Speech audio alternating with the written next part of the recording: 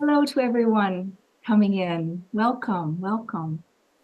Hi, everybody. Thank you for joining us tonight, and welcome to the fifth storytelling circle of the Canadian Prairie Sangha Dhamma Lineage Story Series. A catchy name. My name is Carmen Wyatt. I'm a member of Calgary Insight Meditation Society in Calgary, Alberta. And Calgary IMS is one of the 5 Prairie Dharma organizations that are collaborating on this project. Our other planning committee members are here tonight from the Prairie Sangha, and from east to west, they're Nell Ostrom from Two Rivers Insight Community in Winnipeg, Manitoba, and Jeannie Corrigal and Andrea Grazina from Saskatoon Insight Meditation Community in Saskatoon, Saskatchewan, Lorna Taylor from Regina Insight Meditation Community in Regina, Saskatchewan, and Stacy Campbell from Edmonton Insight Meditation in Edmonton, Alberta.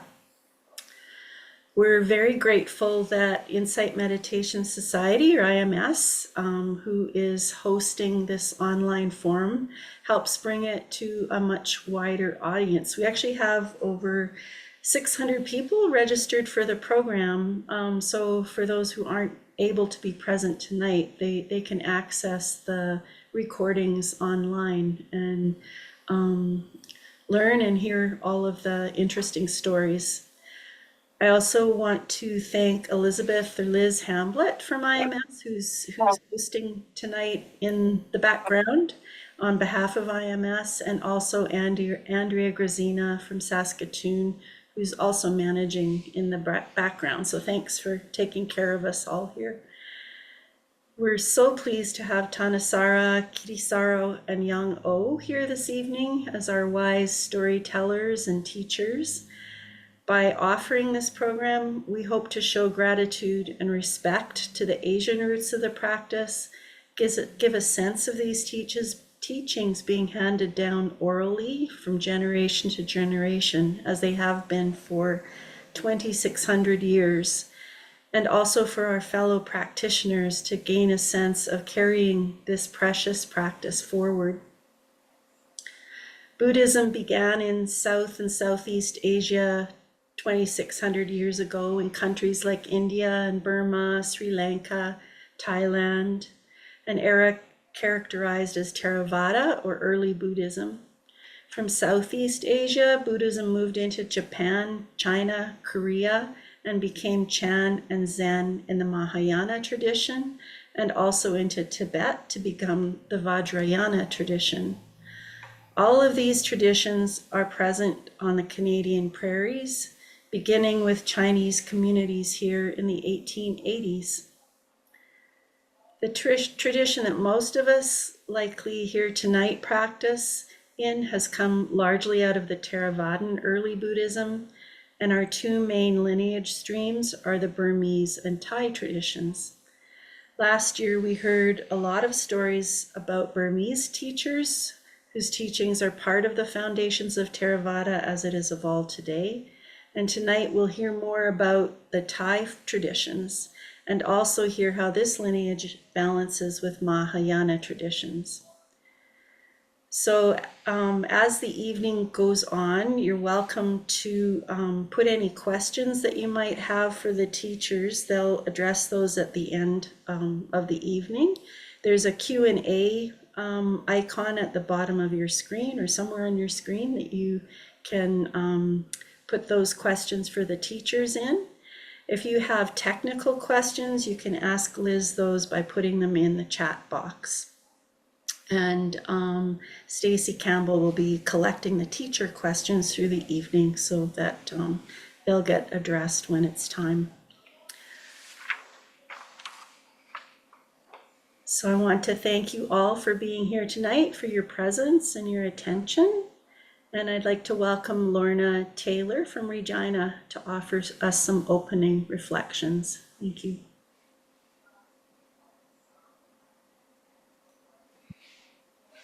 Oh, you're muted, Lorna. Okay, let's start again. Thank you, Carmen.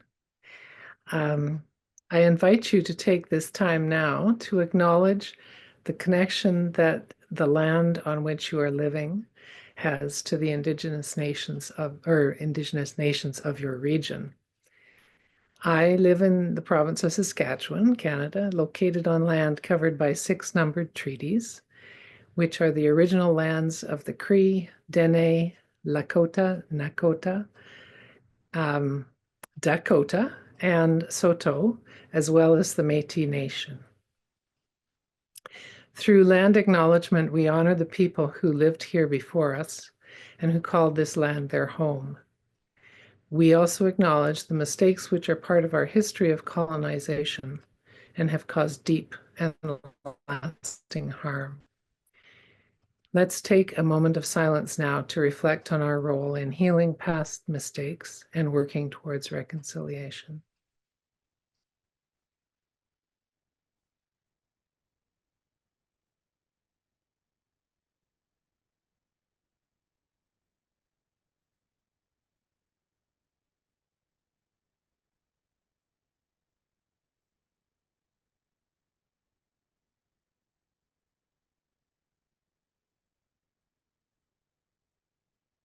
Thank you for respecting and acknowledging the traditional lands of the Indigenous people of your region.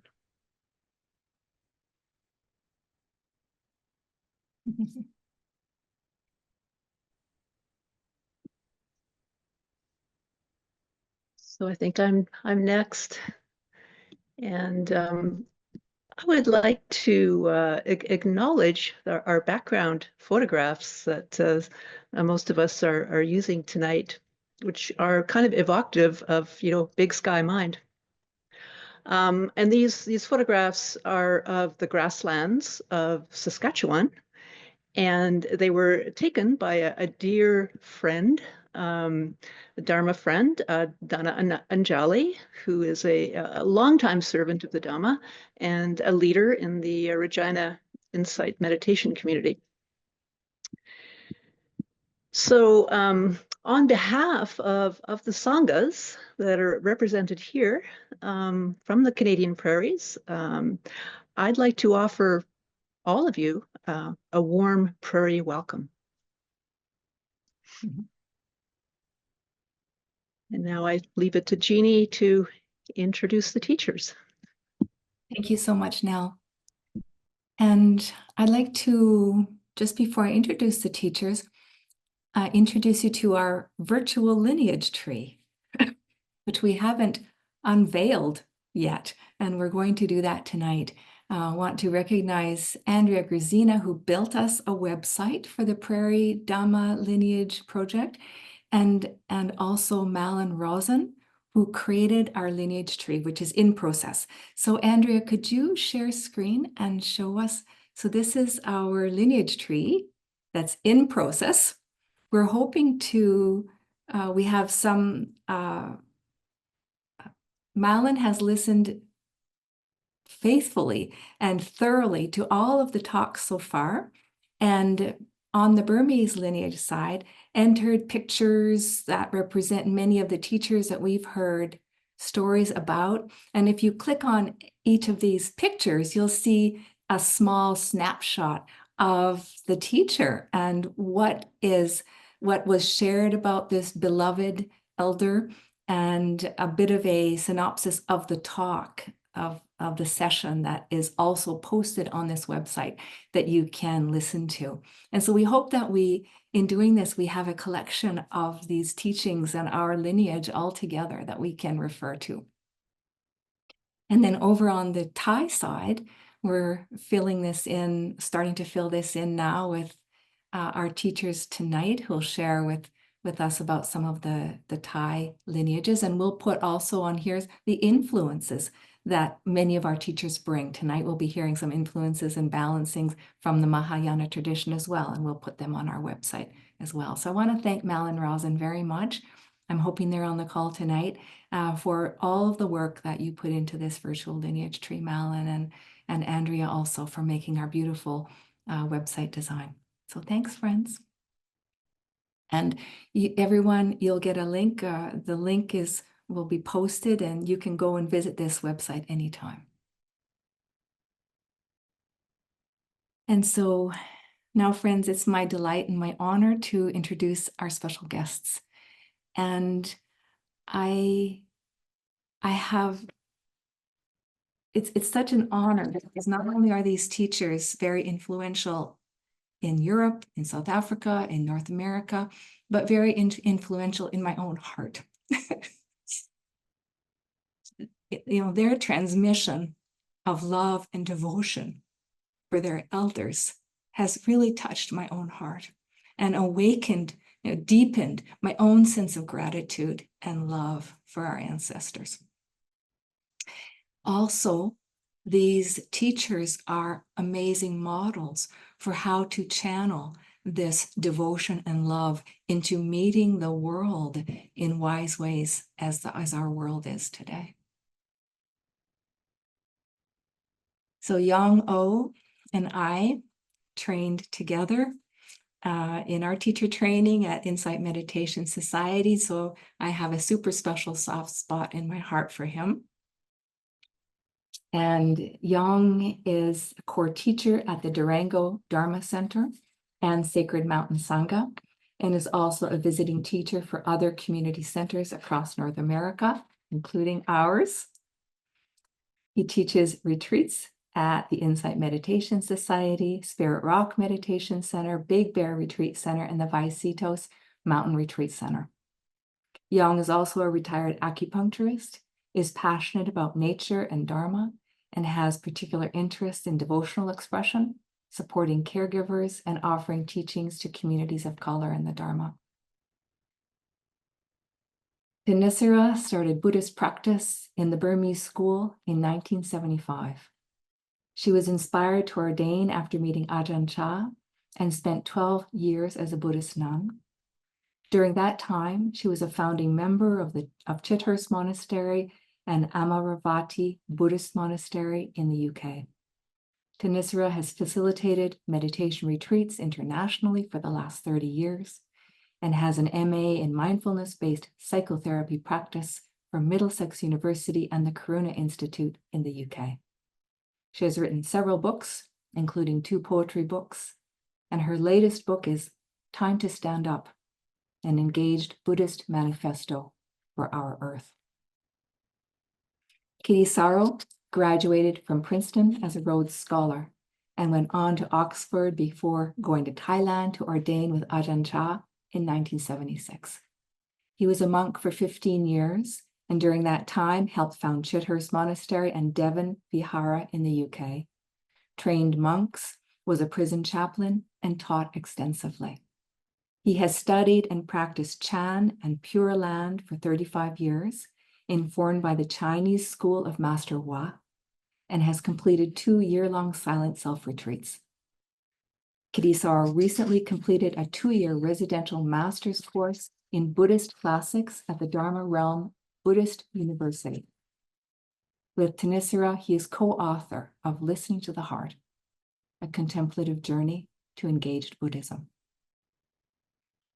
Together, Thanissara and Kittisaro co-founded the Dharmagiri Sacred Mountain Retreat Center in South Africa and the Sacred Mountain Sangha online community, which is a Sangha of sacred activism. For decades, they have engaged in advocacy for the earth, for our more than human relatives, engaged in lifting up the contributions of bhikkhunis and laywomen in the Dharma, in supporting Indigenous teachers and communities of color, and more recently, in supporting peace in Palestine. They offer gatherings, community support, and ways of engaging in a variety of ways. Yong is one of the core teachers of the Sacred Mountain Sangha. Andrea just put their link in the website there. From their vision, they say, at Sacred Mountain Sangha, we are deeply committed to building an activist Dharma culture as central to our vision for these times. And from a recent essay entitled Revolutionary Spirituality, Thanissara writes, these are deeply uncertain and troubling times. At such times, these times, we must take courage and lift the light of the Dharma so it may shine even brighter. Friends, we won't spend time with the crises and uncertainties themselves in this session. We will spend time tonight with our Dharma lineage theme in how these three beloved teachers and profound leaders draw nourishment and courage from their Dharma ancestors so that they can lift the light of the Dharma so that it may shine even brighter. And through them, we can receive this nourishment and courage also.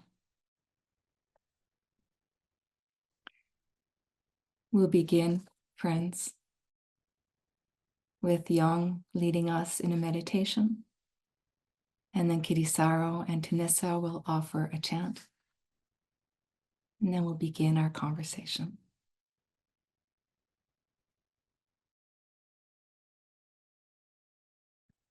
Thank you, Yong.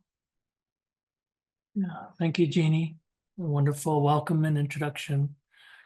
We'll just settle in for a short meditation, 5 minutes or so, just to arrive together.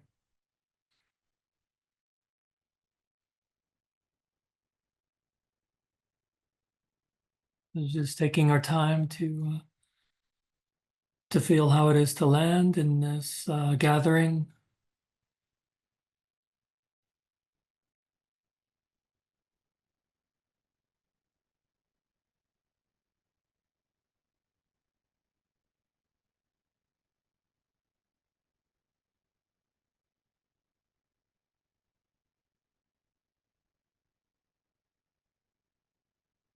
To appreciate we have this time together.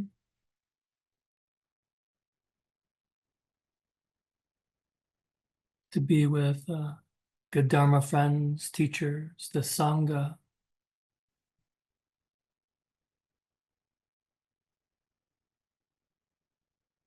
To be nourished by these stories of lineage, what's inspired, what's deep in faith.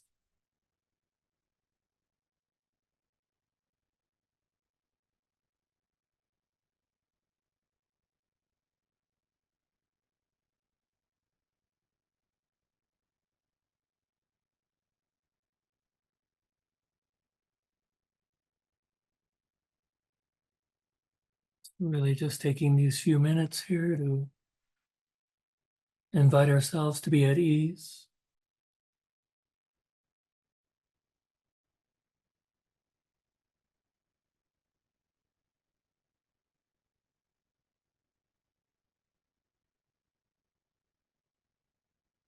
And settle in for this precious time together.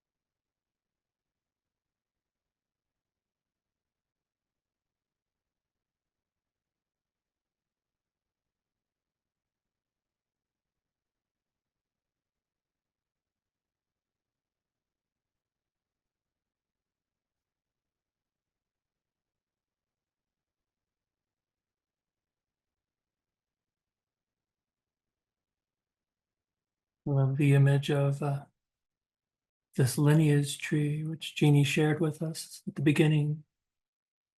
It reminds me of the beautiful stories in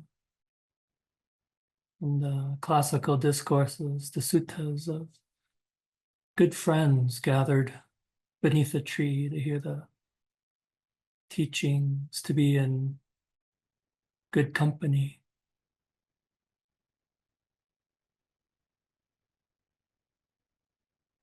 To gather,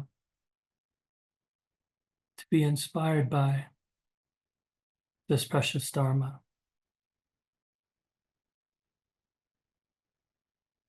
I know I look forward to our time together and to hear from my teachers as well, Thanissara and Kittisaro. So this image of this easeful, gentle, beautiful gathering as we settle in here for just a few more moments together.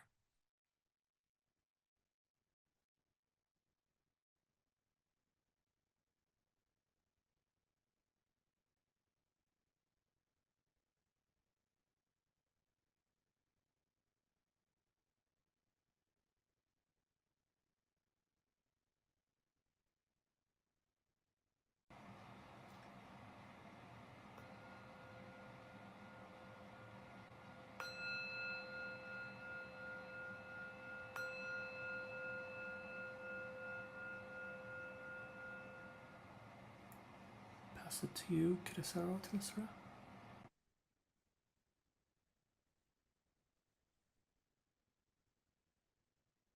Greetings, everyone. We appreciate that warm and lovely welcome.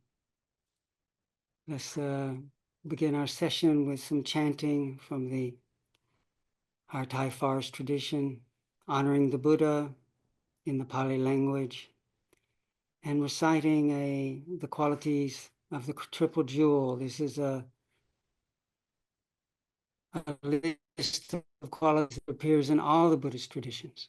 And the Buddha taught them as protections, because when we really align with the qualities of refuge, that's where we find true home, true safety, true well-being.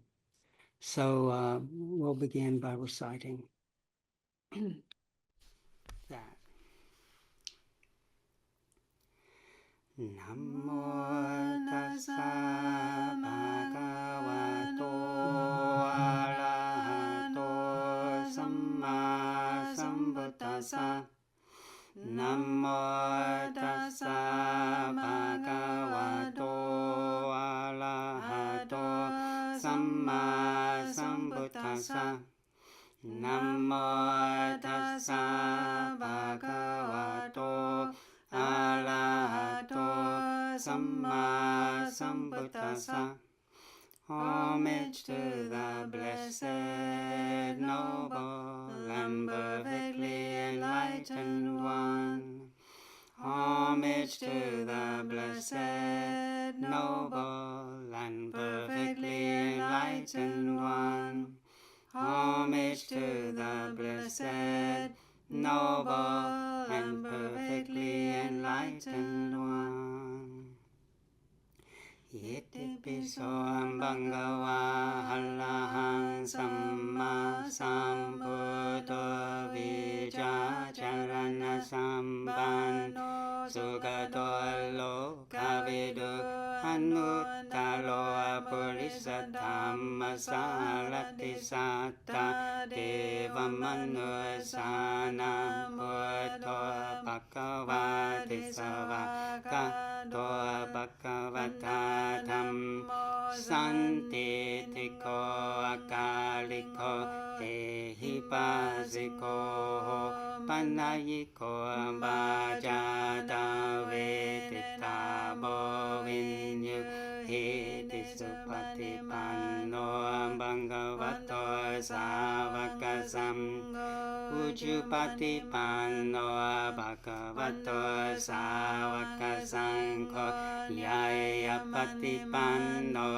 bhagavato sāvaka saṅgho sammiti patipanno bhagavato sāvaka saṅgho yatitang cattari purisa yugani yatta purisa pugala Esu bhagavato sāvaka saṅgho hunayo bahunayo dakinayo anjali kalaniyo anutaram punyaketalo kasanti.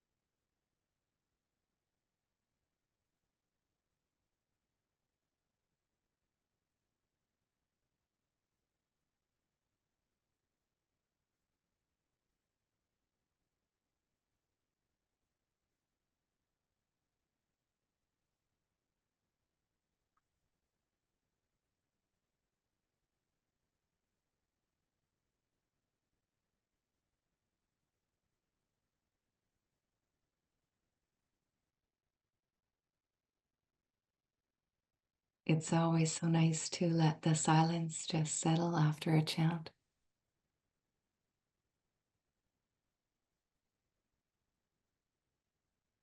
Does it feel like okay to carry on, or do we want to? Yes, okay. And so I'm already moved in my heart. And I know that I'm speaking for everyone. I wonder if we could start by just calling on our ancestors, on our elders, and everyone to call on your ancestors, your elders, those spiritual teachers that have called you to practice. And if we could start Kittisaro and Thanissara with your elders and ancestors, and then Yong could perhaps follow. And those teachers who moved you, who brought you to practice, how did you meet them? How did they move you? How did they move you to this path? So that we can, of course, have a sense of them ourselves, as they're our teachers. Your teachers are our teachers. And so this is giving us a real gift of helping us know these ancestors more closely.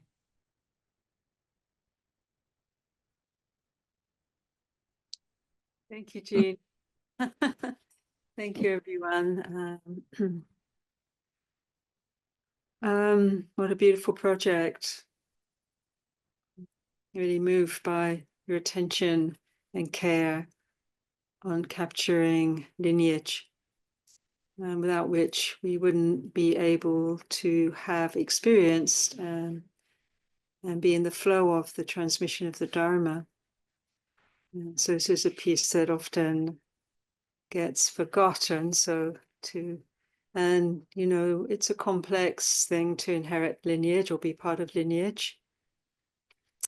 So it's a very complex thing around transmission, not just in languaging, but culturally, psychologically, time and place, circumstance. And lineages can carry wonderful transmissions. They also carry, I think we've both come up against shadows in lineages too that don't fit, are not as inclusive, fully inclusive in the ways that we want them to be in these times, in these days. And so maybe that's something we can touch on at some point. But we also, to really honor the transmission through Asia, and that you know, the teachers, we're highlighting the teachers, but also the millions and uncountable beings, humans and otherwise, that through profound sincerity, faith, devotion, application of this Dharma, helping it turn the wheel of the Dharma. And these great teachers, many that we know, but so many that we don't know, that weren't recorded, weren't captured in time and space. So all of this goes to, you know, it's really worthy of honoring and remembering. And yeah, so to the point of your question,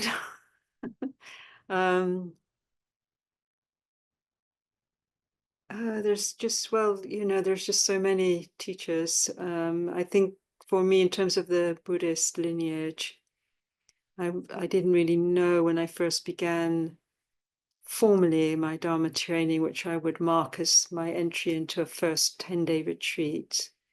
That was from the lineage of Uba Khin from Myanmar, from Yangon, or Rangoon in that time, and his lineage, which became more popularly known, of course, through Goenkaji and the Sayama and John Coleman and Ruth Denison and so on.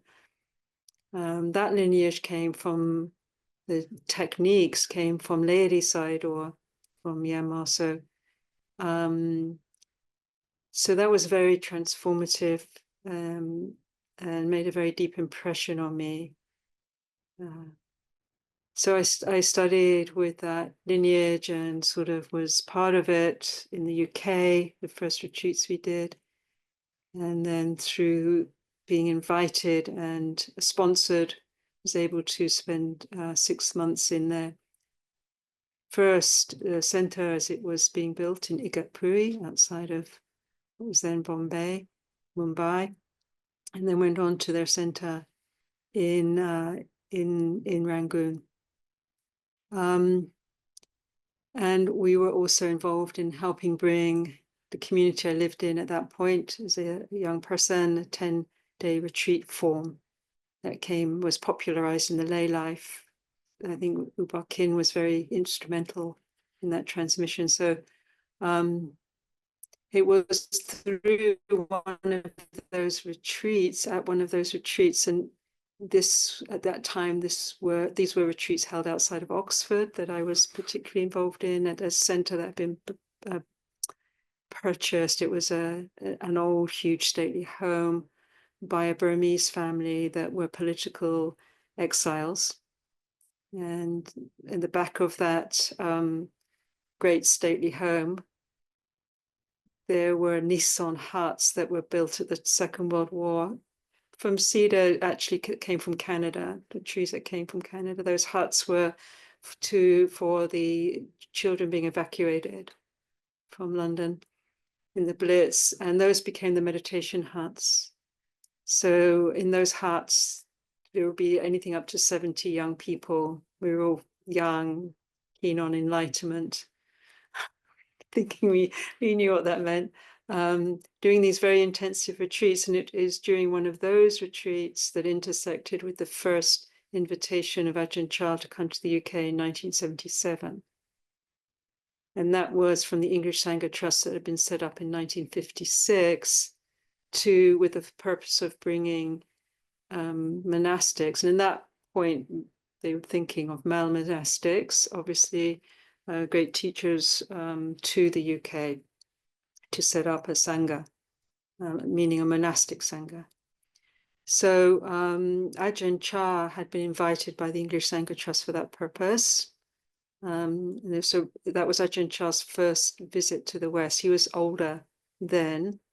And the first thing I remember, we had just completed the 10-day retreat, and was Ajahn Chah arriving with Ajahn Sumedho, who was his first Western disciple, many of you know, of course, or heard about or read.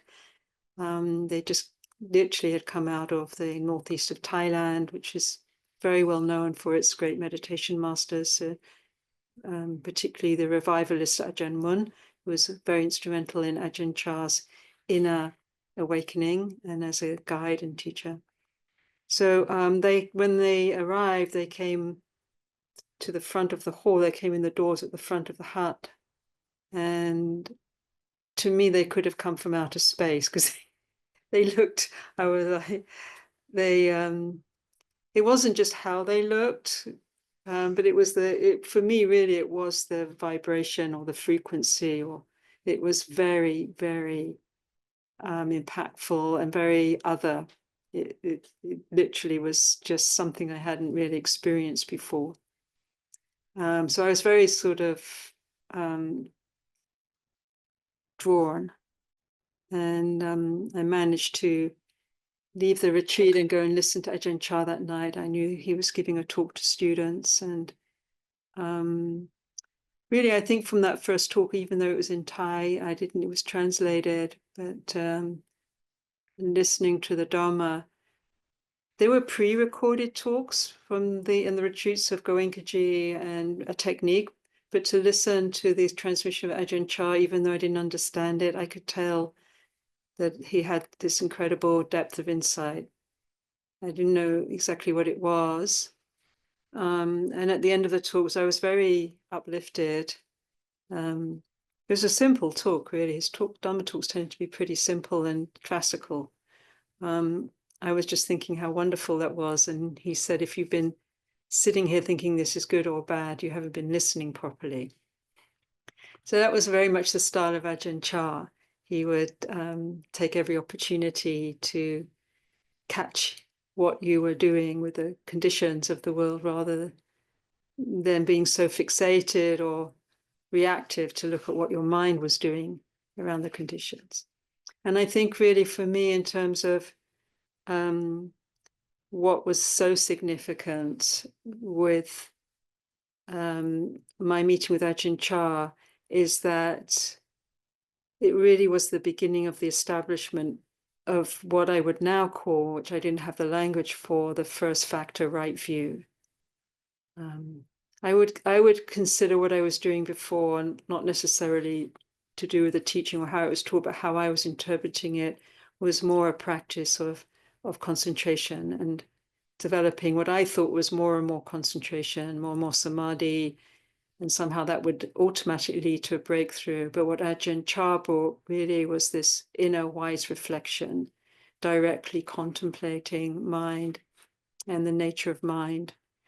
And it dovetailed in those very early days with what became then a connection with the transmission through the Chinese lineage, because right from the beginning, I always carried the Zen book of the Zen teaching of Huang Po, who was completely destructed all forms, all paths, all transmissions, and was directed, what you might call pointing directly to mind.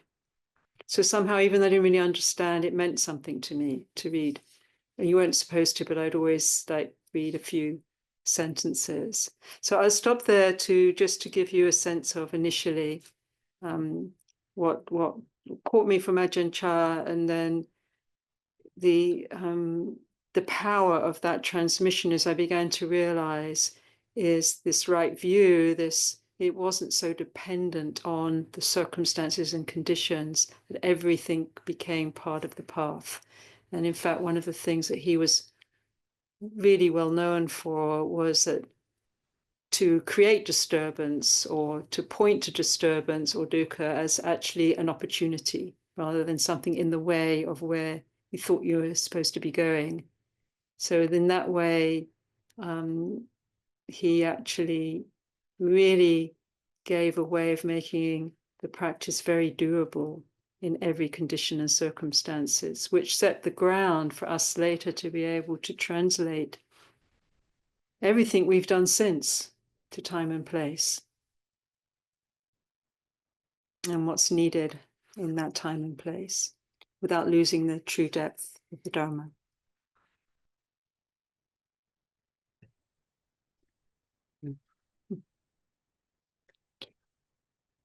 Thank you, Thanissara. It brings Ajahn Chah back, and I know very well those Nissan huts behind the Oakenholt Stately Home, because that's where I first did a meditation retreat at Oxford. I was 24, and I like to say I felt 104. I felt so weary. My life had been so much about getting to success.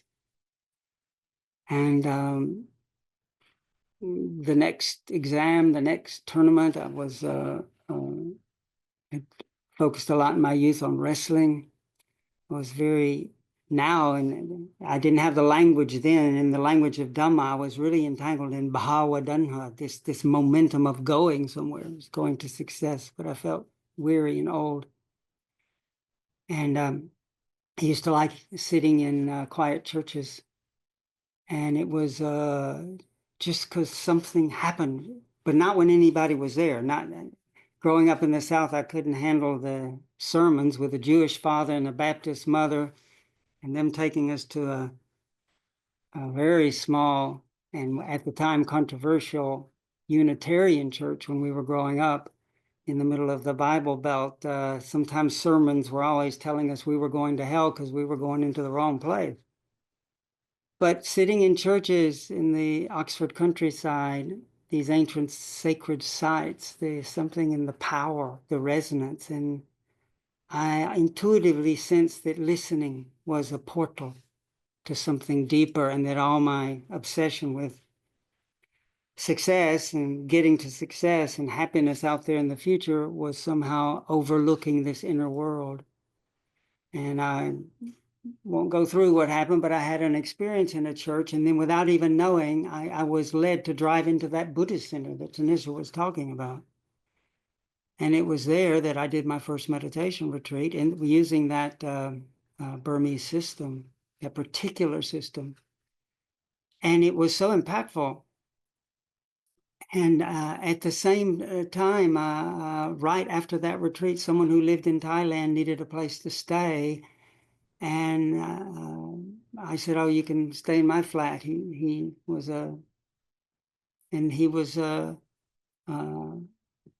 studied monasteries in Thailand, and he was a doctor, did an American scientist, doctor, explorer.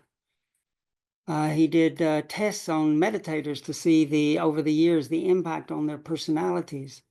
And when he was talking, this confident, no nonsense guy, when he spoke about one monastery that was very special, and when he mentioned the name of Ajahn Chah, he did it with reverence. And I hadn't encountered that. This strong guy, he got soft, and the way he said Ajahn Chah's name and said, "Oh, he's enlightened."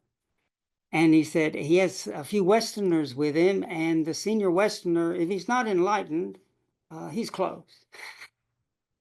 But just hearing about this little tribe, I knew I needed to go to Thailand. So I somehow got a leave of absence. I was on this Rhodes Scholarship, got a leave of absence to go off to Thailand. And I met Ajahn Chah. And I thought I would go a year, 2 years max, get enlightened. Of course, I had no idea what that was, but being confident. Because if in a 10-day retreat, you can have a little bit of peace, well, there's 3 10-day periods in a month, 12 months in a year. Do the math. You should be able to blow the lid off this thing. So I gave myself an extra year just in case, I was trying to be. That's, in retrospect, so arrogant, but there it is. I flew off, and I was somewhat proud of my meditation because I felt like I had a bit of skill, and I was hoping this Ajahn Chah would notice, because I felt yeah. So anyway, this doctor, Dr. Doug Burns, he took me up to the northeast of Thailand on an overnight train, and we then walked into the forest. And as we were getting there in the early morning, and so the monks were walking out of the forest, and that was my first shock, because I had idealized enlightenment, but as this line of monks came out of the forest with the shaved heads, I don't know, I saw a line of skulls coming, and I just sort of felt, whoa, I guess I sensed that I was going to face death. And it took me aback, but I breathed and went with it and had the opportunity to meet Ajahn Chah. And he was sitting on his wicker chair underneath his kuti, his hut. And he had a few guests, and he, of course, knew Dr. Burns had been a monk with him for a while. So he recognized Doug and welcomed Doug, and then had Doug introduce us. And he asked me why I had come, and I mumbled something about enlightenment. And you know how when you're talking and the words just sort of peter out, that happened. But then he said, do you know how to meditate? And so I thought, oh, I'm on firmer ground here.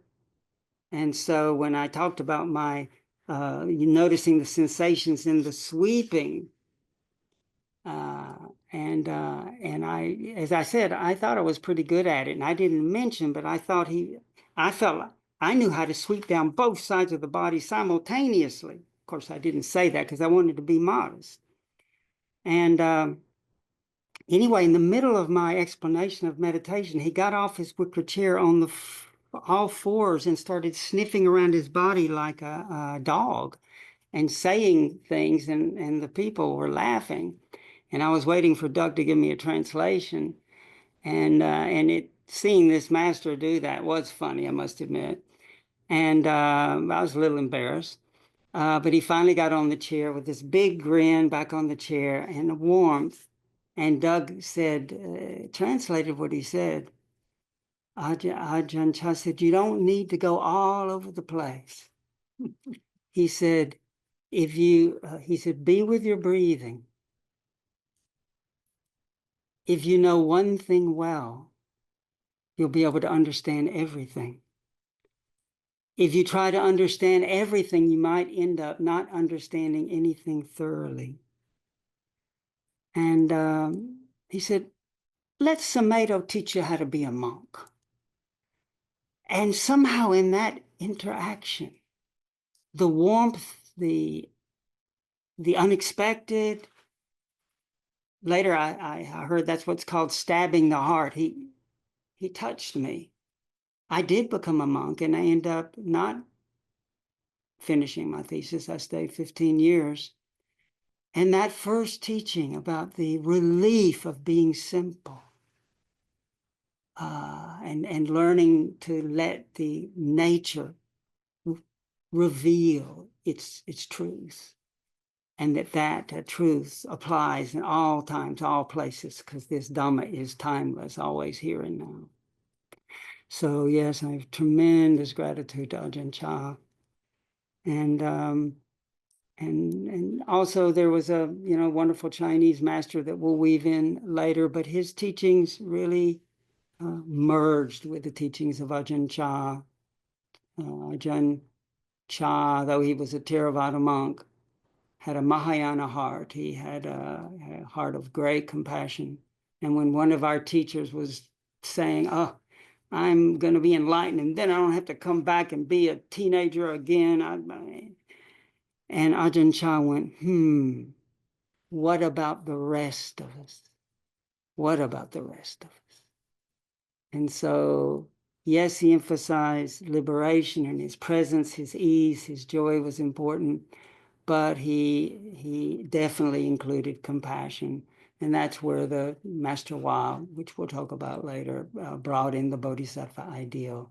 But the teachings merged in bringing it all back to this heart, because that's where the Dhamma appears, and that's where peace appears.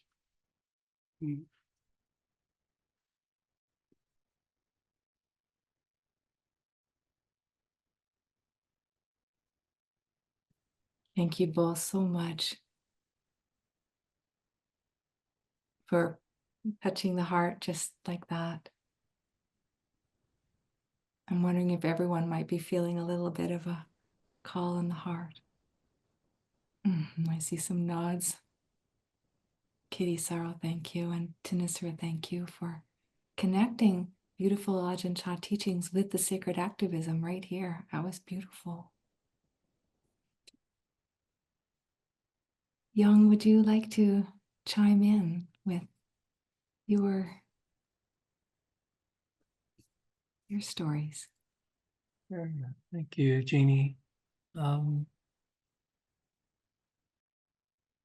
Just listening to Kittisaro share about Ajahn Chah and how you don't have to go all over the world or all over the place, and you really don't have to meet my teachers. They're right here. And yeah, so I started actually practicing in the Soto Zen tradition for a number of years, and then heard about this teacher who was going to be offering something, I didn't know quite what, at a Unitarian church, actually, in Chattanooga, Tennessee.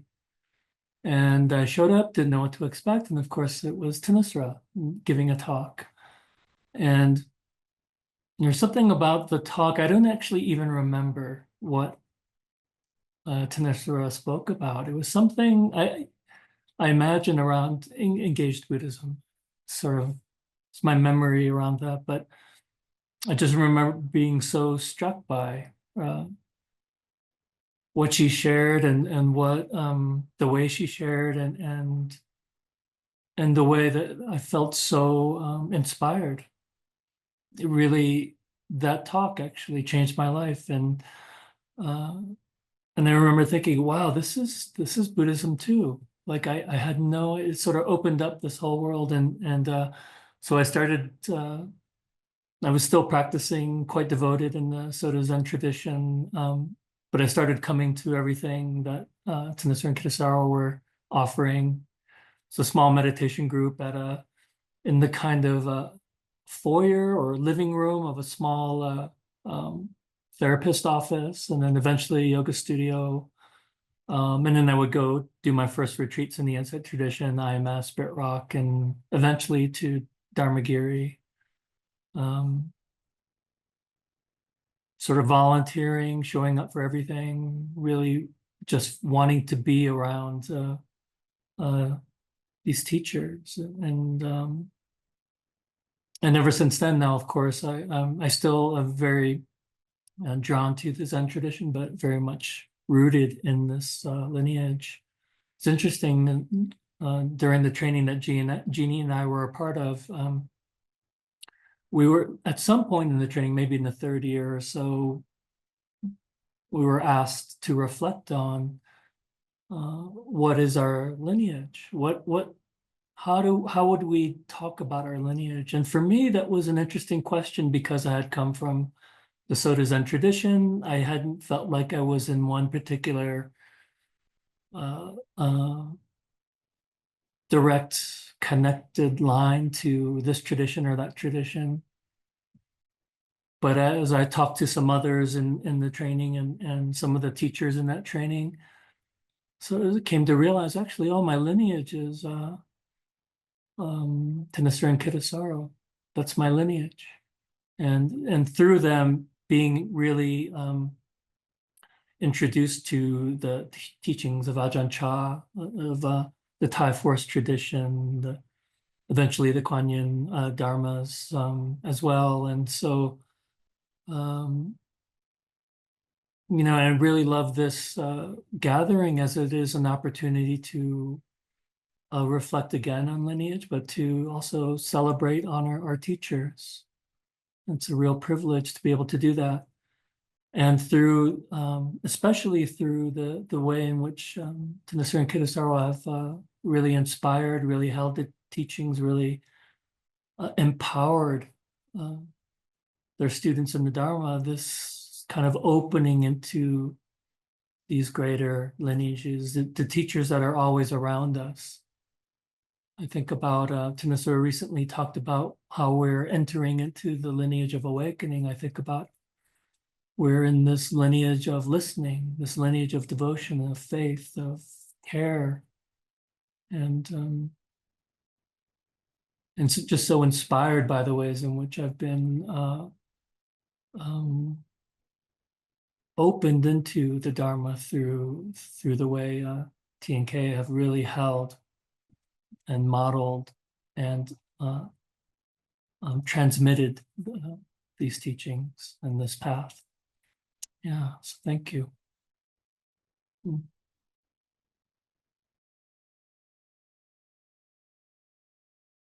Oh, thank you, Yong. I just feel all of your devotion and love, and thank you for sharing that with us and sharing your teachers with us. Well, friends, I wonder, Thanissara has offered to share a video. Does now seem like a good time, Thanissara, or is there more that you? Andrea's got it queued up. Yep. Yep. Yeah, good. Yes, Now good, feel like- go for it. Sure, absolutely. Yeah. Is there anything that you'd like to say about it before? Well, it's a shortened version of something we put together a few years ago. We were doing a fundraiser, and I thought it would be nice for people to have some of the history of this transmission through dana, which doesn't necessarily just mean money. In the monastic lineage, it sort of was the word used for the sharing of food more than that. But we know the dana, the depth of what it means, and so I drew from two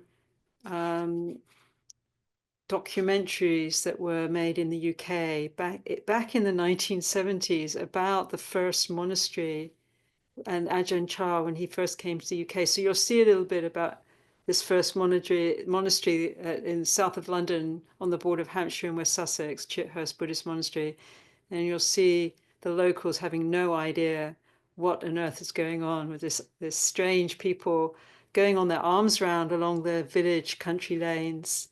That documentary is called "The Buddha Comes to Sussex," and it's a real caricature of England in the most bizarre way. And we were there. We were there that time. And then there was an early one. I didn't include this. This is just a little 6-minute clip called "The Mindful Way," which actually then they did another documentary actually in the northeast of Thailand, just explaining what Buddhism is and. It's a little blurry, but you can still. It will give you a little feeling of those days back in the day. It was a very different world, way before the internet, way before, yeah, lots of things. Wonderful, wonderful. We're going to see Ajahn Chah, friends, and receive teachings from him, really. And then about the middle of it, Kittisaro and Thanissara, we'll see you. There's a few old photos, and it was longer. There was like a lot more photos of where the work took us, but I didn't want, it could be a whole session. So you'll just see a few photos, and then it ends with a. And we're in that original video too. We're in the original. Well, Kittisaro is in the original one okay. as a monk. You don't see me, but you see him if you can recognize a younger version. Great. Well, thank you. And so if you could roll that clip. Thanks, Andrea.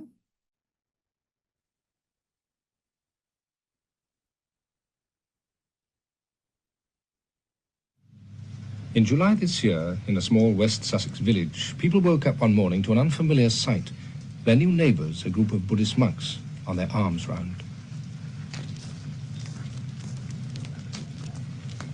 Their order has existed in the East for 2,500 years, and they've come to England now in response to a growing interest here in Buddhism. They aim to live the simple and disciplined life which the Buddha laid down for the earliest forest monks. There are many Buddhist groups in Britain, but this is the first attempt at such a traditional approach.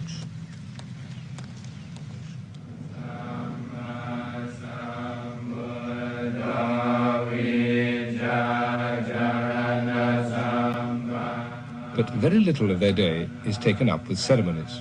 They've just moved into a derelict Victorian house with a 100-acre forest nearby. Their first task was to clear up all the debris and make it habitable. The spiritual head of the order is the Venerable Ajahn Chah. He has come from Thailand for a few weeks to lend his support to the new sanctuary. ในเวลานี้ชาวตะวันตกนี้ Many people in the West today seem to have much dissatisfaction and unhappiness in their hearts, and they feel they don't have a satisfactory means of dealing with it. The teachings of the Buddha offer the practice of meditation, which is a way of solving problems and overcoming confusion.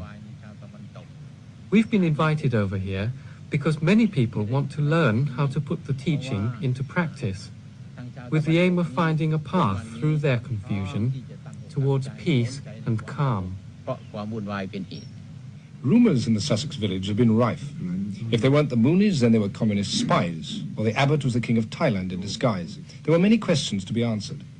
The meeting was chaired by the local vicar. Would anybody like to start the ball rolling? I think this is the most remarkable event which this hall has ever seen. And I'm quite prepared to believe that I shall wake up tomorrow and it was all a dream.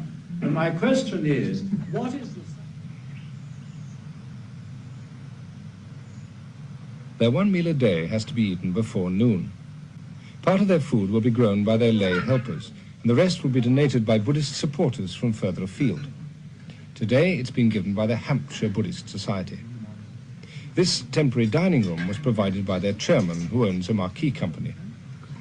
You don't have to be a monk to be a devout Buddhist. You can lead an active business life, provided it's not an immoral one. We've come today to offer a meal to the monks, which is known as dana, and this is an act of giving which establishes a sort of a relationship between lay people and the monks. And it's not, as is often thought, a case of just giving something to gain merit, but ideally, or in the perfect way, giving dana is a case of giving a little bit of oneself, and so it's in keeping with all the basic Buddhist teachings.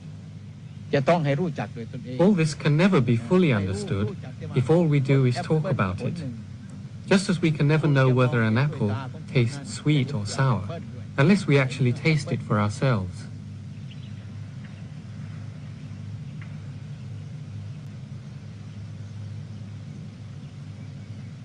เหมือนเราธรรมะที่แท้จริงเหมือนรสของแอปเปิ้ล The ultimate truth is like the flavor of an apple, which you can't see with the eye or hear with the ear.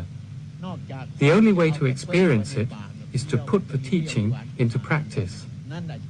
Once you've tasted it, you'll no longer be in any doubt about its flavor, and you won't have to ask anyone else. The problem will be solved. ปัญหามันจบที่ตรงนั้นเอง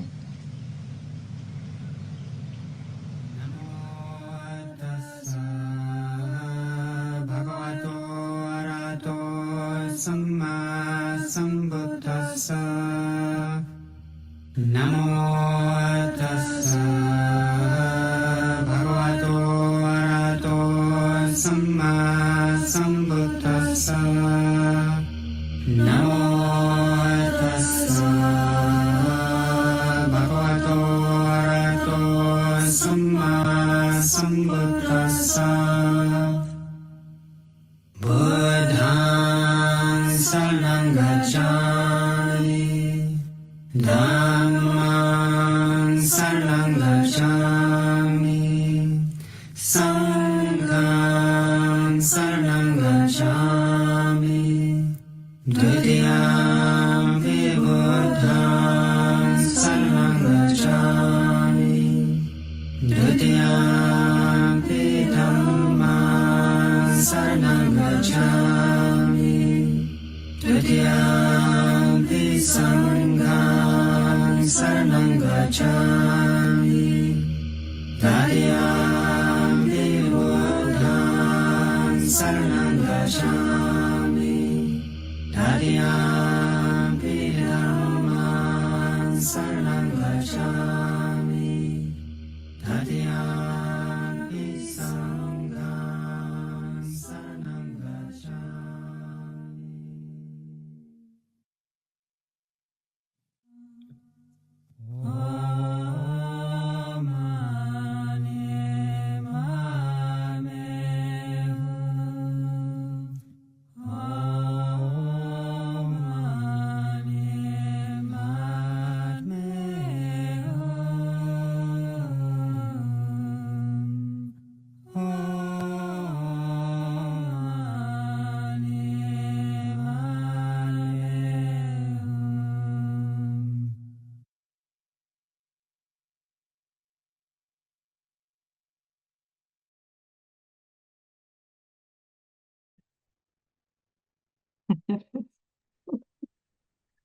ิ The mountains that you saw, I forgot to put that, was Damagiri in South Africa, where we spent a long time creating that small hermitage on that mountain. And Mount Kailash. Oh, and Mount Kailash, of course, which is the pinnacle crown chakra of the planet. And were those pictures of Master Wa at the end as Yes. well? There. Yeah. I have a couple questions, some questions to ask you about, but I want to ask the group first of all, is your heart moved? I see nods all around this circle. Friends, I know that each one of us here has been called to the Dharma. Do you feel that moving? That, yeah. I see a lot of people with hands on their heart. And so, Kittisaro and Thanissara, thank you so much. One of the things that I enjoyed about that video was watching you two watch it. Like there was a lot of laughing and smiling. So I'm wondering how it feels for you to watch that. What does it bring back and evoke for you?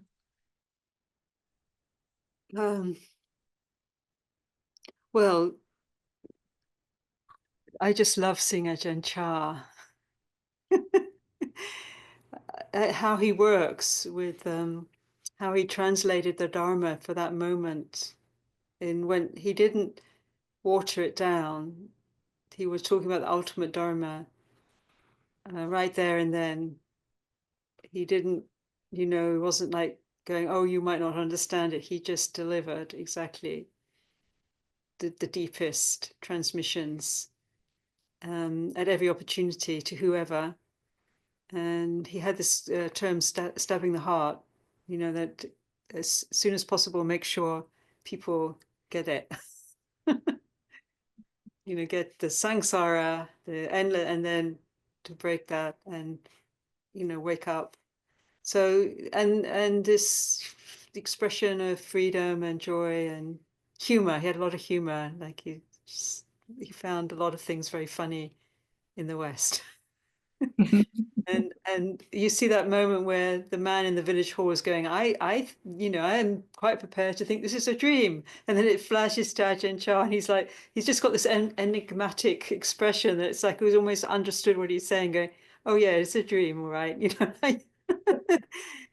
His utter ease within his skin was so palpable, and the aura of kindness, one melts. I just melt and grin, and to see our old friends. We were a tribe because one of his gifts was to bestow the confidence that you can do this. You can do it. He said the Buddha wouldn't have taught this if we can't do it. And so seeing our tribe of young people that were just, and all sorts of people that just were inspired to put it into practice, to live that quest. So it was. I'm glad you brought that out again. Yeah. It's very special. You really get that feeling of him. Those recordings in particular, pretty unique. Yeah. You kind of get the feeling of Ajahn Chah. Very. Yeah, definitely. And the sinking, I don't know, they must have done that, did it? When the little boy's eating the apple and he's talking, because he talked often about, he made it very like, it's not a special thing that you have to go, it's just as simple as the taste of, but you have to eat to know what it tastes like. You can write a thesis, but it's that simple. So he would bring it like that. One of the favorite words that Ajahn Chah had that he spoke a lot, which related to that boy tasting the apple, and what Ajahn Chah was saying was one of the words we chanted in the qualities of the Dharma, pachatang. Pachatang vetitabo vinyuhi. The Dharma has to be tasted and known individually. Pachatang means each being in our own heart. Vetitabo vinyuhi. to know by each wise person for themselves. So he would say, Pajatang, Pajatang, that, you know, someone else can't do it for you. Someone else can inspire one, but it's by us, and part of, you can't taste peace until we know the taste of suffering and really get to know what that's about. You know, so it was very realistic, very practical. Very connected to everyday experience. Mm. Yeah. Huh. Really teaching, as you say, through what's right here in front of us. Deepest Dharma. Yong, what's it like for you to see Ajahn Chah like that? Yeah, thanks. It's interesting. It just, for me, it brings back a lot of, so many years of stories that I've heard about Ajahn Chah, about their time as monastics and with the other monks and nuns. And so I just feel there's some connection just through the stories that have been shared. And watching the video, it's really, there's a sense of how fun it would have been to know TNK back in those days, like to hang out, get a sense of mischievousness and and enthusiasm of youth and all of that. And so yeah, it's just it's really fun to see that.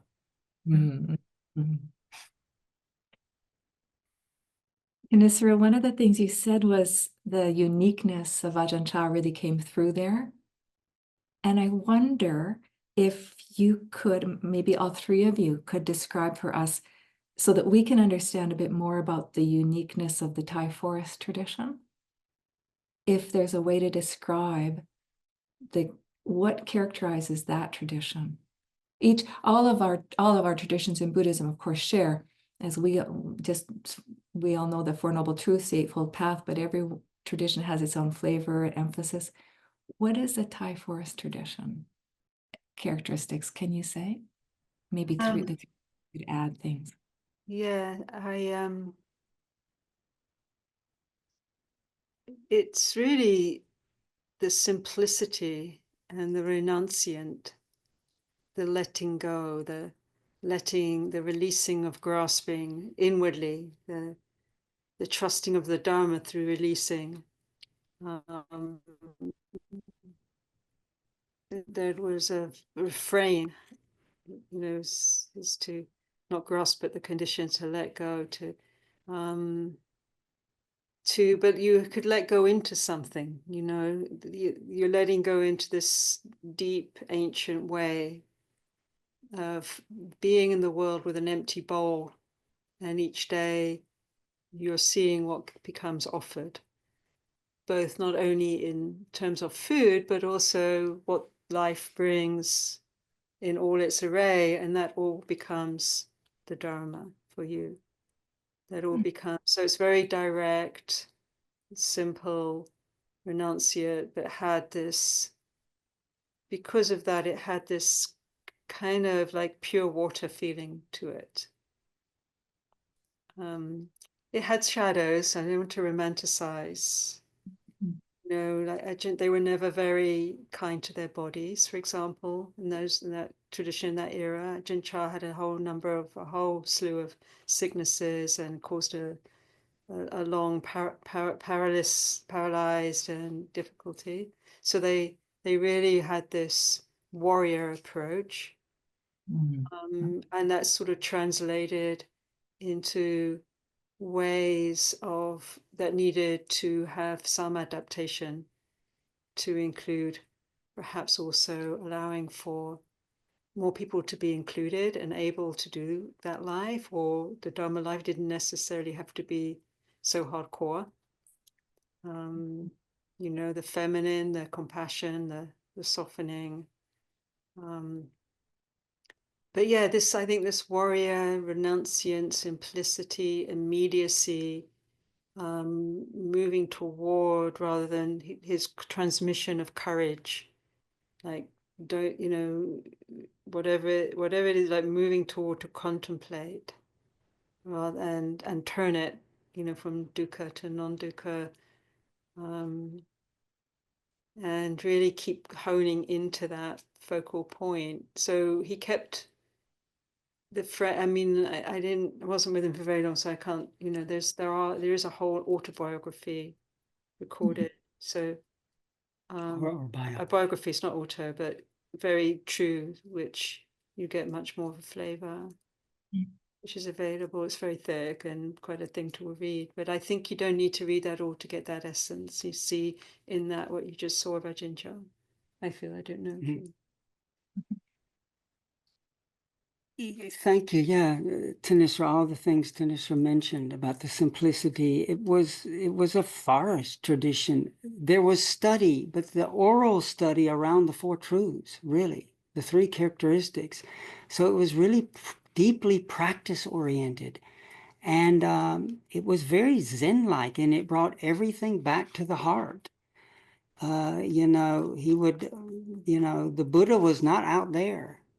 Those are statues or the historical Buddha we're very grateful for, but that the Buddha, the Puru in Thai, was the one that knows, this knowing. So quite essential I believe in the forest tradition and in the fellow members, and many of them were inspired by this grandfather of the tradition, this Ajahn Mun, who helped Ajahn Chah through some doubts. But was this notion that nothing is outside the mind. It's all within the citta. It's all within the mind. And that when one touches all these sankharas, these patterns that are going through the mind with patience, with interest, with inquiry, Ajahn Chah would say, bin yang ni. It's like this. And it's the Dhamma is always presenting itself to one. And when one sees into the nature, whatever time it is, whatever place it is, it's still all happening within this one heart. And a big dimension, I believe, of the forest tradition is that peace is inherent here. The peace is not somewhere else. The Buddha is right here. So, he laid out a process where you learn or you study, but you haven't yet understood. You then understand, but then you got to practice. And then you practice, but you haven't seen. Then one sees the Dhamma. That's a moment, but one hasn't become the Dhamma. So little by little, through the purification and all of the distortions dissolve, one merges with the Buddha. So the Buddha is not somewhere else. So this Buddha peaceful nature is right here. So I really, it's very Zen-like and merges with the essence of this Chinese tradition we learned from as well. And he made it doable and didn't. But maybe he was even a little different from some of the Thai masters. I don't know, forest masters.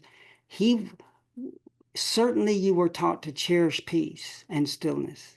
But if you started getting attached to that, he'd send you to the busiest monastery. He didn't want one to get attached. So that's why he wanted our peace not to be afraid of contact. And that's what leads into the whole activism, learning that wherever one is, open one's heart to bring that in, that through touching that which is difficult, that's how it gets transformed into Dharma.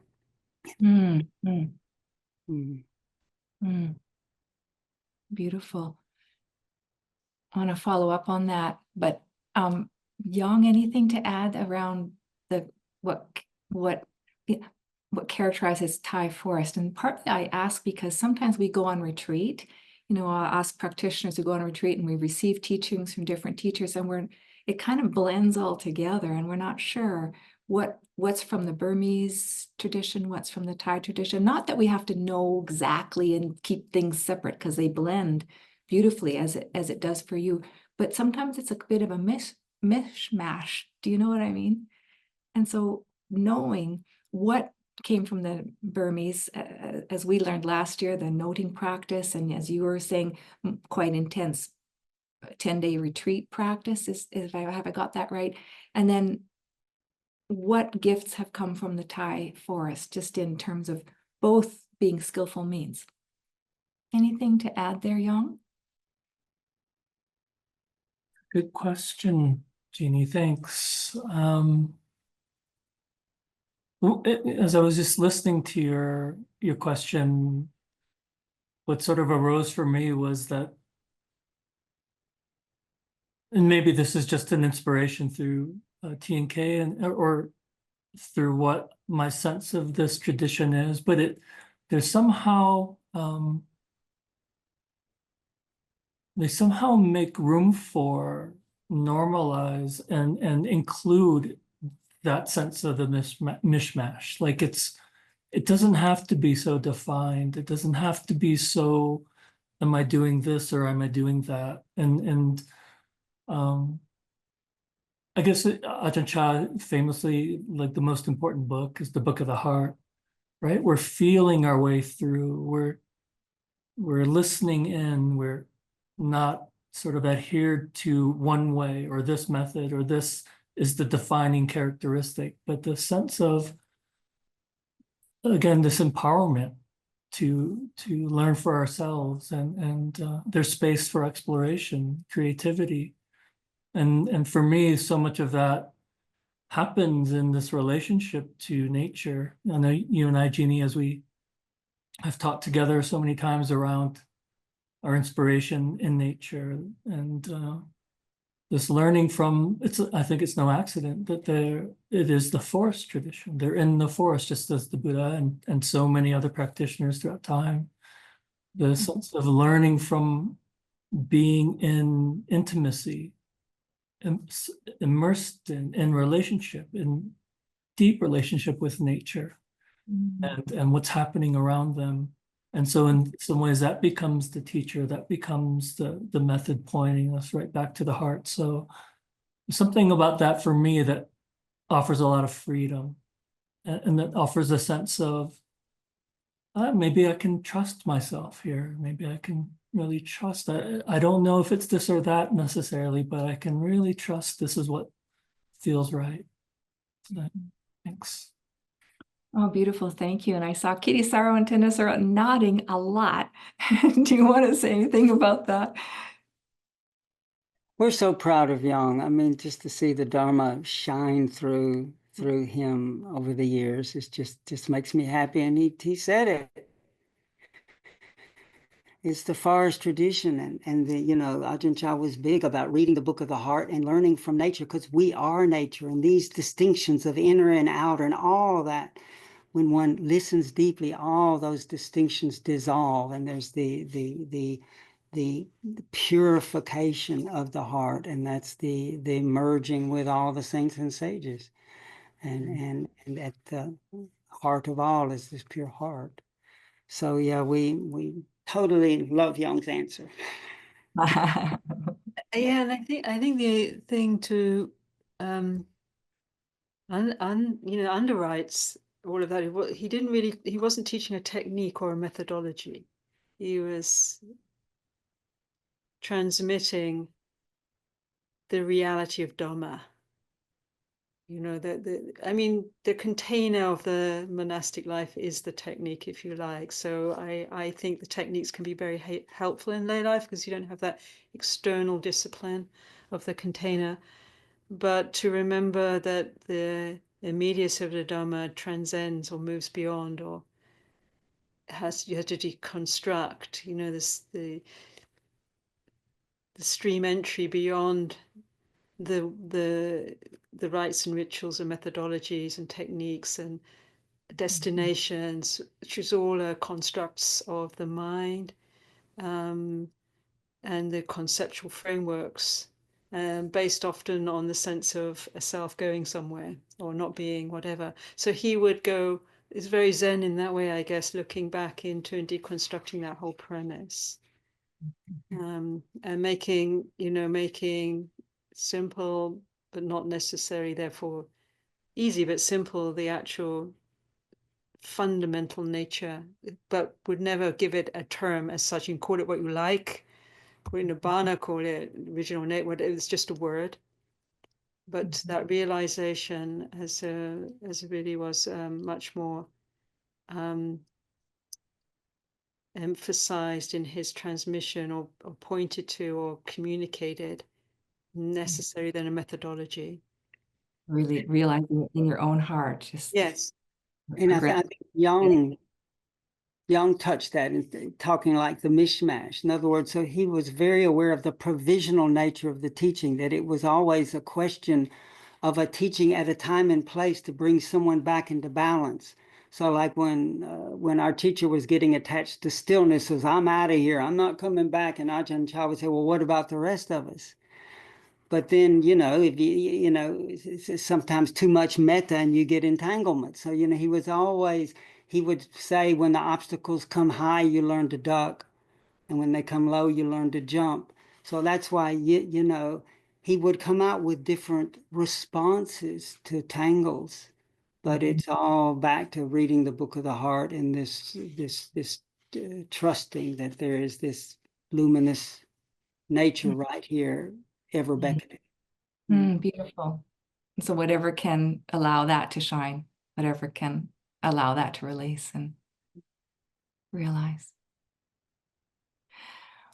Well, friends, do you want to say a bit about how the Mahayana tradition, the Guanyin Dharmas come in and support and complement, and how they've combined for you with this Thai forest tradition?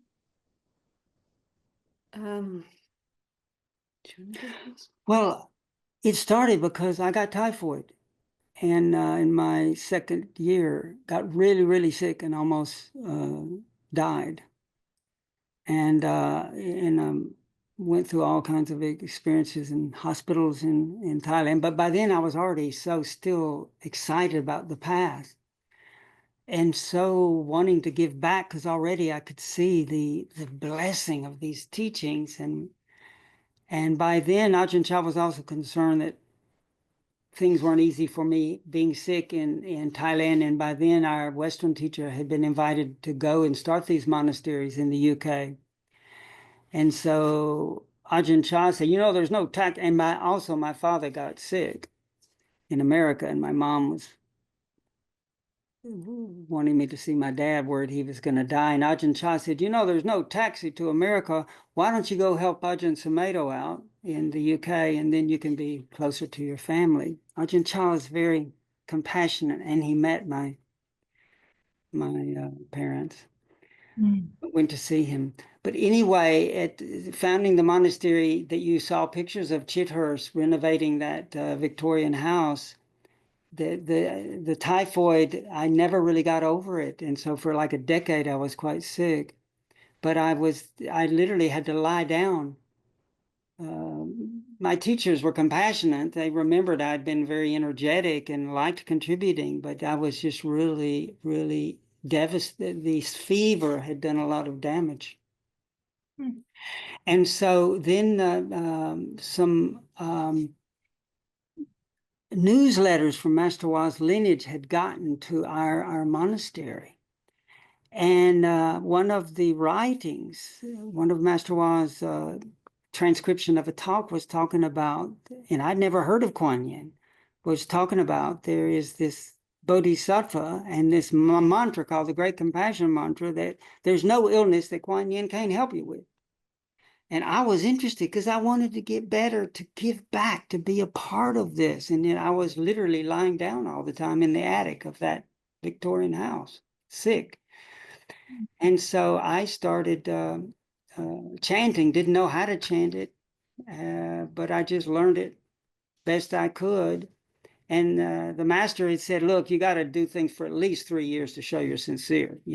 So I just started chanting every day, learned it. I didn't know how to pronounce it, but I was chanting something. And 3 years later, the senior Western monks from that master came to and visit us. And then they taught me how to chant it properly. And then, of course, by then I made a tape, and then the nuns started learning the Great Compassion Mantra.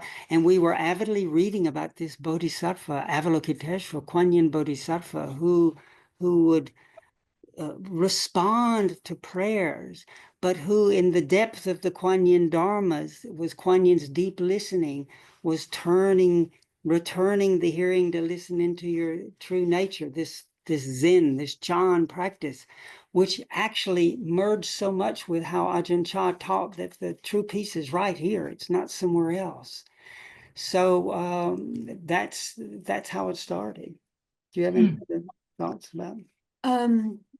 Yeah, I it's a little vague for me because I feel like Kuan Yin's always been there somehow. But I think probably it was art. It was just seeing the royal pose of Kuan Yin, who's quite androgynous looking, but also had a female guise as well. There weren't in Theravada really any female archetypes. Or we, as a young nun, we had actually no visible lineage. We had no elders.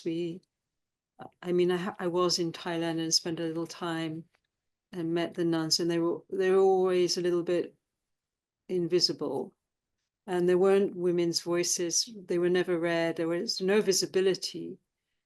So I think for quite a while I thought I was just a monk. You know, it's like, well, I'm a monk, and then because of the gender issue, I realized, oh, but I'm not the same. I'm not being seen the same because I'm obviously not a monk. But so there was, you know, that was a long journey. But the Kuan Yin was a very visibly profound female archetype. Although of course Kuan Yin is not male, female, or beyond the binary, or you can't put a fixed form to Kuan Yin. But I love so I painted, I think the first thing I did was I painted this huge painting of Kuan Yin in the royal pose, and I gave it to our abbot, who was Ajahn Sumedho. I'm not quite sure he knew what to do with that. But so, and then, yeah, there was this sort of the writings and the recordings of some of the Western monks that were doing practices that were very profound, with the bowing practice along the coast of California for 2 years. And that was a dedication for world peace. I read all their diaries. I read a lot of the sutras. I didn't really understand them all. I didn't really always relate to the languaging, but essentially the essences, the bodhicitta, I felt it was a piece that was missing. I felt like this actually, there's something landing here that is complementary, that was very important to me and continues to be. So, and the Kuan Yin Dharma is, you know, compassion, merciful, but the inner practice of dissolving, I always felt it somewhere at the heart of the Theravada was this sort of almost a bit of a transcendent split between, I don't think Ajahn Chah talked very much about samsara in Nibbana. He dissolved that like a heart sutra kind of transmission. But generally speaking, I felt that it often translated by this ambivalence or fear or disapproval or distancing from the world. So I felt this full on like bodhicitta, bodhisattva, which is like vowing, you know, you're just going to be there. Not that I felt like, you know, I went to teaching of His Holiness the Dalai Lama in London as a nun, a group of, and he gave the bodhisattva vows, and then we all took them, and then I thought, I feel like I've done something wrong because it's not in Theravada. So I went to Ajahn and said, I think I've done something wrong. I'm not sure, but I took these, and he laughed, and then I also got worried. So I thought, I've made these vows to be around forever, and I'm not sure I can manage another day in this monastery. And then he just said, you're approaching it from your sense of self, and it doesn't make a lot of sense if you do that. Just approach it of having all the time in the world to be with what is arising with this condition now. And when he said that, it felt like the two fused. The two practices fused. Yeah. Or the two philosophies, or the two grounds or premises of practice. And inwardly, then I could make sense, you know. And in that era, there was a great gulf between Mahayana. There was geographically, that had got inherited in those early days, and suspicion cast, looking at each other a bit, you know, suspect. So now, of course, it is more of a mishmash. And I think it also gave me, desire is kind of demonized, and not demonized. And obviously desire leads to so much stress. And so there's a lot of, craving, a lot of emphasis on the bodhi part, the awakening and letting go. There's peace. And Ajahn Chah, if you just stick with letting go and are afraid of contact, he criticized that. He would say, your peace is still fragile. And, he was very compassionate. But what I really appreciated about the Kuan Yin Dharmas is you see the place for Kuan Yin vows to respond to your prayers. So Kuan Yin makes affinities with living beings by taking their desires and helping them fulfill their wholesome wishes, and then little by little living beings then purify their aspirations to be free and for a freedom that blesses everyone. So in a way, it gave me a model by invoking Kuan Yin for how to use a wholesome aspiration for healing, not only for oneself, because here I was sick and wanted to get more well so I could serve, but also that principle can gather in the harms in one's family, in one's community, in the earth, in oneself. So the invoking this healing power of wisdom and compassion.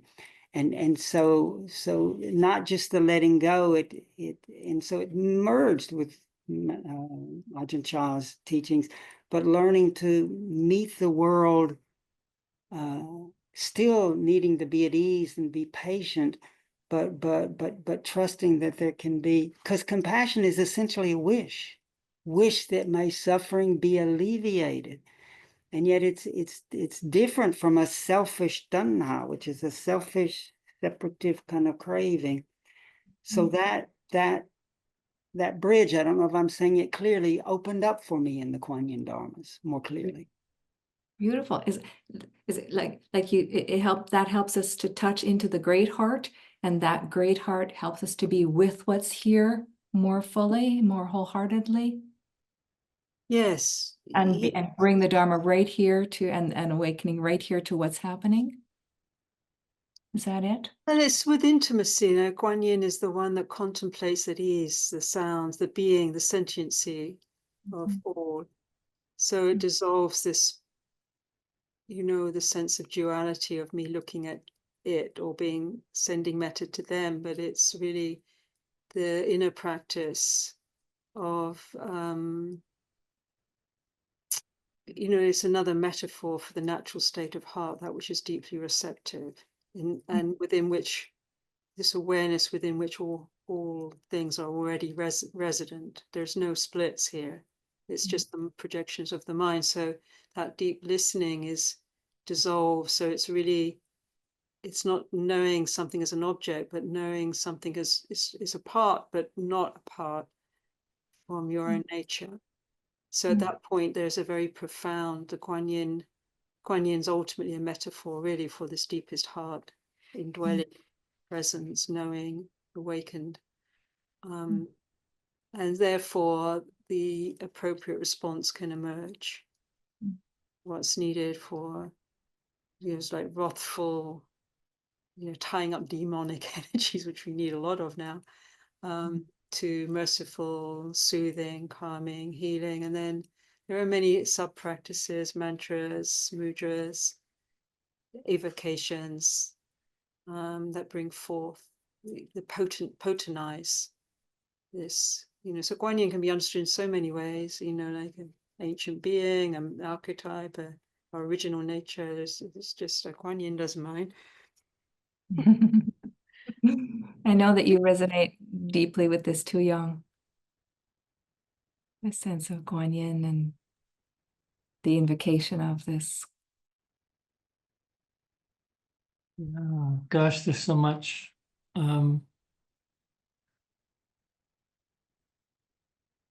It's been so profoundly important and such a transformational doorway into my life, really. These Kuan Yin practices, these devotional practices, bowing, chanting, ceremony, ritual.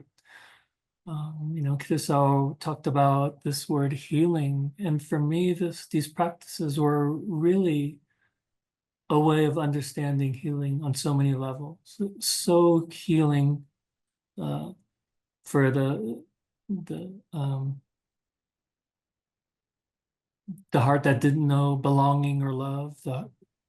So healing for the ways in which Thanissara talked about being separate from the earth, from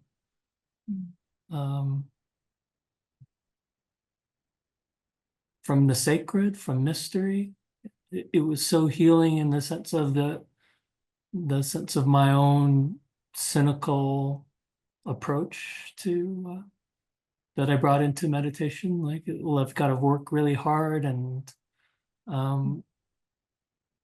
there's no place for the soft stuff like metta, And so it was really something about these practices that reminded me, actually, and that's began to uplift and highlight that this is actually the Buddha's path is actually a path of love, and devotion is really, these practices are really a way to express and connect with and start to feel into this relationship, this energy. And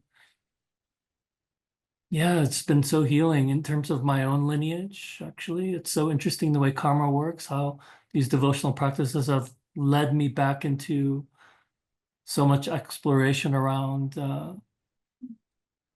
my lineage as being born in Korea, and relationship with the mountain spirits, and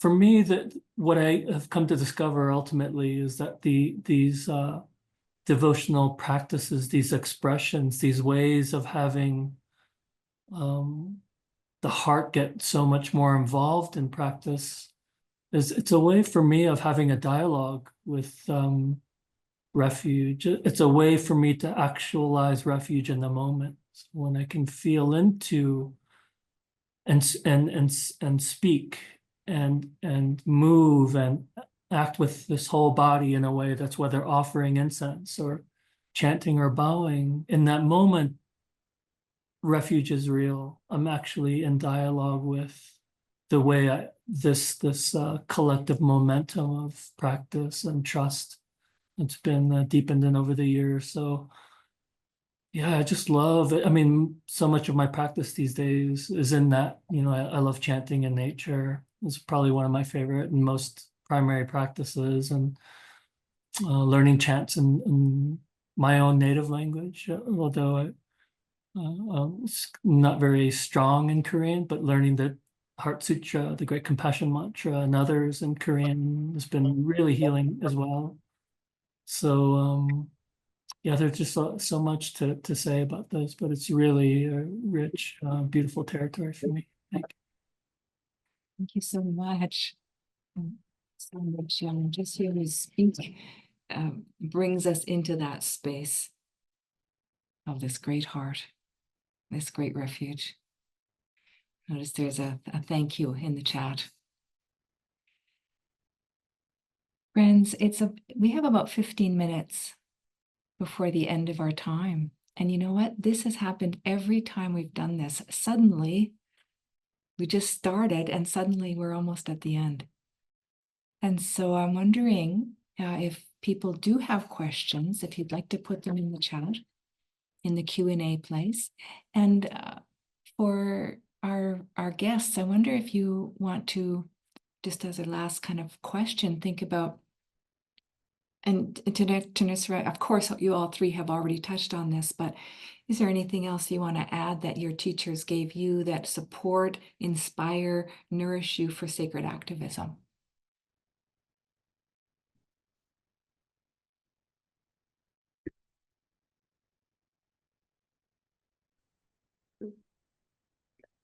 I can't really say that I don't have enough knowledge of the Chinese transmission to accurately represent, but the world that Ajahn Chah lived in, the idea of sacred activism would have been a strange idea, because already having a monastery and people coming through was, we might call that the engaged Dharma or something. It was just life, you know. So we have these extra add-ons because we don't really have a Dharma that is really rooted in land, community, tradition, lineage, devotion, faith, so we sort of have all these, and then we specialize in a particular area. It's a very Western construct, really. And then it gets, kind of gets all compartmentalized somewhat. It's just a natural expression of the Bodhicitta heart, which I feel Ajahn Chah carried. And he wouldn't have come to England and really encouraged the setting up of the Dharma without that spirit right back to the time of the Buddha. I would take the precedent from the Buddha, because he actually was a sacred activist, because in some ways, a lot of the response to the world is somewhat palliative, meditative, spiritualized. But the Buddha was, and not only the Buddha, but the Buddha is important because he directly changed systems. He directly went in and wasn't always liked for that. He tried to stop wars. He stood in the middle of warring armies. He tried to stop the genocide of his own people, unsuccessfully, as it turned out. But he tried 3 times. I mean, he tried. He didn't always succeed. He actively went to change the heart and mind of a serial killer. So we would consider these things pretty extreme now. But he was a social change maker, systems change maker in the way our languaging of the time. He radically challenged the narrative of the time. Being a Brahmin is by birth, this kind of, which is still very prevalent in that culture, of course, until now, but he refuted that. So, and then you can see the dialogues that his skill in taking down people's wrong views or challenging them. He used his speech very ferociously sometimes and didn't shy away from combat. So, I think sometimes this part of the transmission of the lineage gets missed out. It's more meditative retreat, gentle, quiet, slightly. So I think these times that we're in, with the world burning, we have, the US has just opened the door to this. Everything we've been seeing this week, we know what we're looking at. These are very harmful energies, very destructive. They don't have anything other than destruction to offer. So I feel the Dharma does have a lot, the depth of the Dharma, and is able to support us in responding. What we need to do is to take the Dharma further out of the kind of parameters that we've kept it within, and to apply it. What is the mechanisms for undoing, destruct the engine of samsara inwardly? What are those mechanisms together collectively to undo the systems of destruction that will take down this beautiful, magical, mysterious, ever nourishing, sacred web of life that we're part of? So this is a deep question for us, and I'm really up for it. And Yong too, I think. I know you too, Jeannie. I mean, obviously from your roots and lineages, this would be very familiar territory. Yeah, our Sangha's up for it. Yong, how are you up for it? Well, I think so much of what Thanissara shared, and the sense of, I like the way that Thanissara expressed the kind of taking it out of these conventional parameters, and in some ways, she talked about this natural expression of the heart. And I think if we center one's life, if we really deeply love the Dharma, the ways in which it moves through us. There's this natural expression to want to show up, to care, to be of service, to protect what we love, and to fight for what we need to fight for. And in some ways, we're, again, these parameters, these walls, we're just in some ways letting those fall away so that this next natural expression can really bloom and move out into the world and do what it needs to do. But that sense of sacred activism rooted in us taking care of our refuge, us taking care of our practice, us taking care of the ways that we want to engage and show up. And for me personally, so much of that is centered these days around this protection of our earth and this planet we come from and we return to. Yeah, thank you. With us and who we are.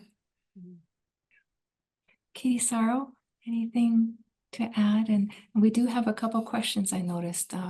But Kittisaro, anything to add about how this practice, these teachers, these ancestors, or anything supports our sacred activism?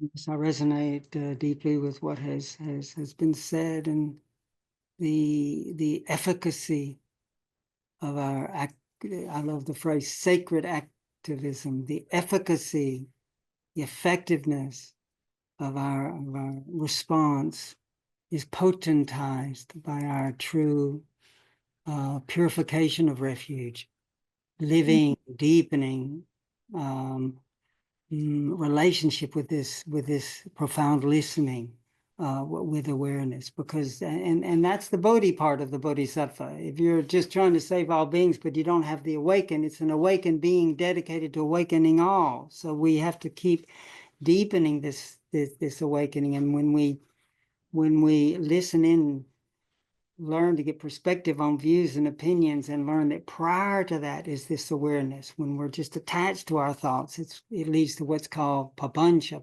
conceptual proliferation, and everything is divided into me, you, good, bad, and all this. The depth of listening, the abandoning of that compulsive thinking, and in the profound silence, one then knows, tastes for oneself the deep kinship that we have with one another, with the earth, with all things, that it really is one taste, one substance. And so our activism is continually refreshed, purified, potentized by bringing it all back to this moment, this breath. And we have to monitor when we're getting too spun out, and so that we can have resilience and be able to rejuvenate ourselves. But to remember that we're not going somewhere else. It's all about gathering things into this one heart. And so, yeah, that's the thoughts I have. Thank you so much, all three of you, for this collective care package you've given us, and just your last three comments about how to carry this into the world. Thank you. We'll want to say a big thank you to you in a few minutes for all that you've offered tonight, but we do have a couple of questions. Stacy, do you want to offer those? Yes, we've tried to answer a couple to the best of our knowledge, but there are a few that I wanted to offer up for a little further discussion. The first is, how do we here in North America connect with and become students of teachers with whom we resonate, as you have resonated with your teachers, especially those who don't have the flexibility or funds to attend retreats? Any thoughts or suggestions?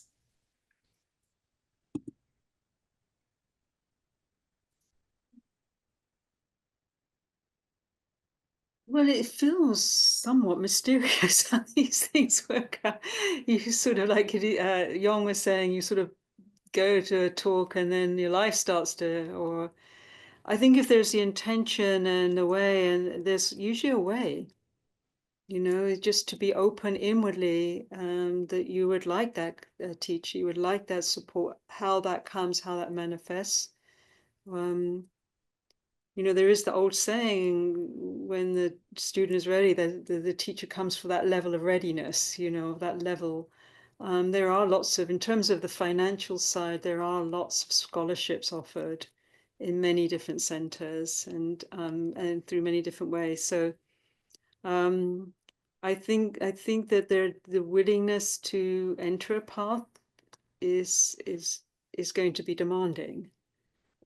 To enter more deeply into a path of awakening, it's going to possibly change your life or your friends, or make you think about, really explore what you're doing, why you're doing, and whether you should be doing or want to do. So it's disruptive, to a lifestyle. And I think often when we're talking about the kind of teachers that we've come across, that was their intent. It wasn't to make you comfortable and try and placate the life you're in. And there is a lot that is important about making the lives we're in, that we can't change things as manageable as possible. But there's also a deeper movement to awakening to freedom that will actually come in sometimes as a challenge. Like, are you ready to take that step, to go into a retreat, to put things down, even for a small period of time? That's the first step. An important one. Thank you. And quickly, we have a message or a question from Serena asking if either of you might have taught at Wat Buddha Dhamma in Australia in the 90s. So perhaps someone recognizing you or wondering if that's a connection. I know about Wat Buddha Dhamma, and yeah, the original Sister Kema, who was a layperson before, but we haven't been to Australia. Maybe we were there in a dream, because I had a lot of connection around it at some point. Thank you, Stacy. Thank you. Thank you, everyone. And gosh, we are at our time, and feels like it's been about 5 minutes. We've been together, just appreciating so much what you've offered us, Kittisaro, Thanissara, and Yong. This moment to stop and be together and be in the heart, the great heart, and to really realize the Dharma right here. And so I wonder, in a moment, Kittisaro will offer dedication of merit. Is there anything, Yong, Thanissara, Kittisaro, you want to add before we do that? And then after that, all of us will unmute and we'll all offer what I know is a heartfelt thanks to each of you. Well, just thank you so much, Shini. Thank you so much for this beautiful session, the thought that's gone into it, the capturing of these stories and histories, a really important part of our collective legacy. As you say, we all have a little bit of the puzzle, and try to put that together, we get a bigger picture. Without that, it feels unrooted. And those roots are so important, to be honored, to be recognized. Yeah, just really wish you well with the journey that you've undertaken to complete this. Wonderful. And thank the Sangha. Thank you to the Sangha for receiving us. Yeah, I'll just quickly add my thank you as well to all of the Prairie Sanghas and everyone here on this call. And it's really a lovely way to spend the evening together and gathered under the Lineage tree. So thank you so much for this opportunity. Thank you, Yong, gathered under the Lineage tree. Beautiful. And Kittisaro. My heart is filled with gratitude and for Jeannie and that just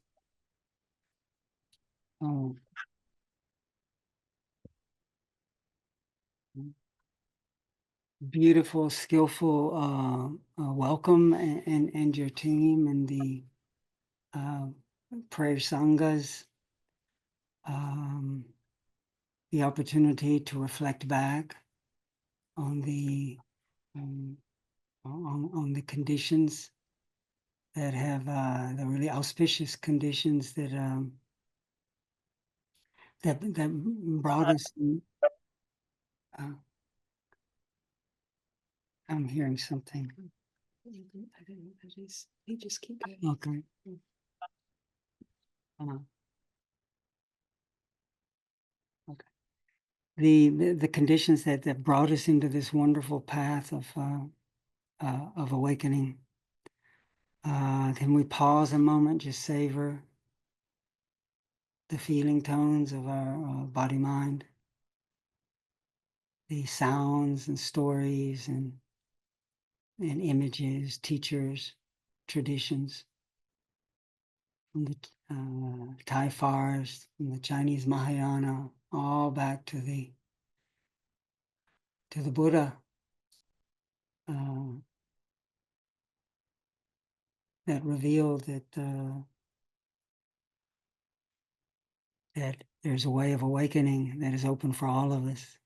That if we patiently read the book of the heart, open up to the way things are, we can rediscover this forgotten purity, luminosity, this treasure trove of wondrous qualities of wisdom, compassion, patience, generosity, joy, peace, all these beautiful treasures.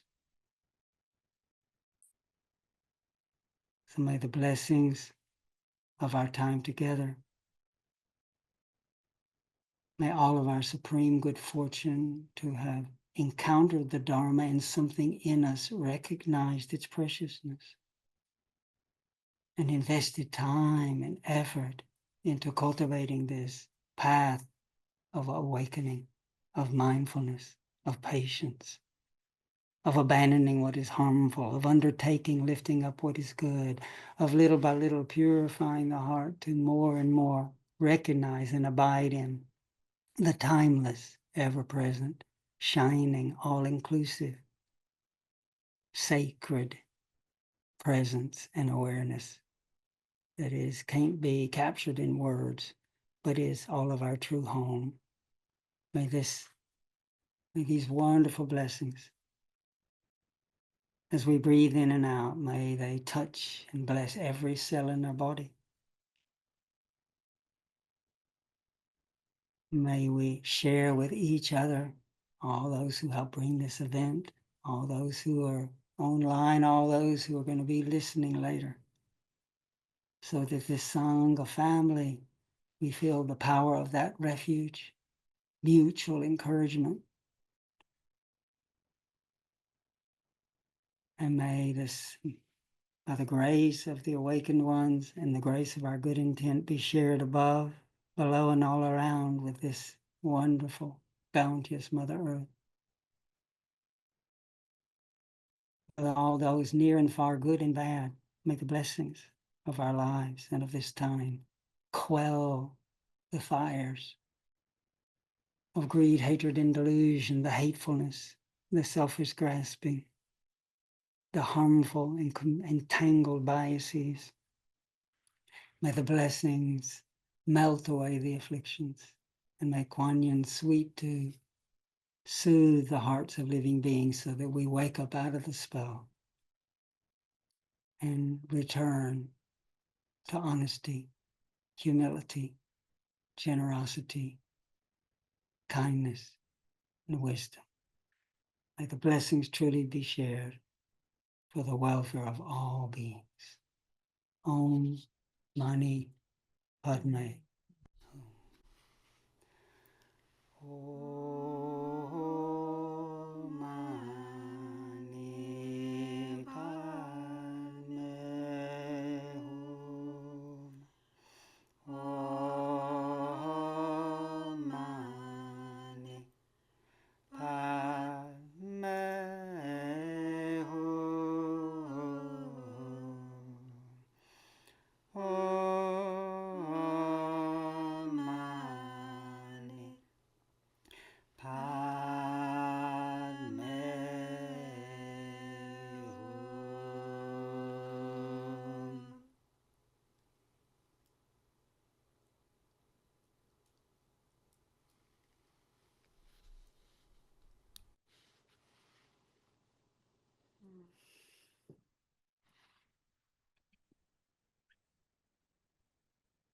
Thank you so much. Wholehearted thank you. Wholehearted thank you. Wholehearted thank you. And I know that everyone here feels the same.